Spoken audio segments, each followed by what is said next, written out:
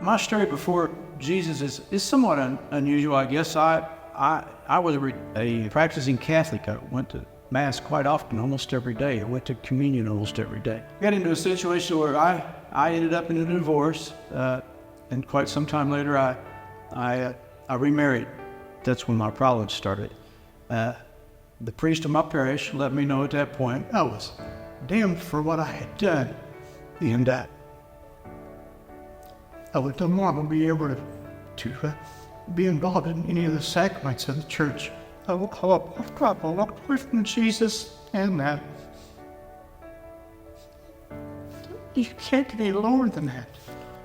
For nearly 27 years, I had nothing to do with the church. No church. But I'm at the Y of all places.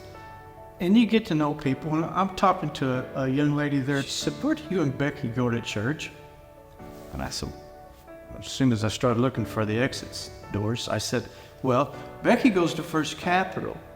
And she goes, "Okay, yeah, cool. Well, where do you go to church?" And I said, "Look, it's a long story." She says, "I've got time." And I don't know why I decided to tell her this, but she stopped and she said, "Do you love your wife?" And I said, "Well, of course I love my wife." And she said, "Why are you not going to church with her?" So, "Why are you not going to church with her?" "Because I'm damned, that's why." So I told her my story, first person I've ever said this to. And when it was finished, she said, "Oh, I see. Well, you've been talking to the wrong guy." I told Becky what had transpired, and she said, "Yeah." She said, "You need to call the church today and talk to someone. You've had it held in too long." So that's what I did. And then I meet this 30-year-old preacher who cleared up everything for me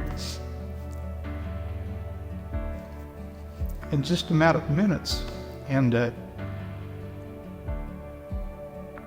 that's where I am today. I cannot even explain the weight that was lifted off of me that day. Actually, in a year's time, I went from 27 years of thinking I was damned to hell to knowing that I had an eternal place in heaven.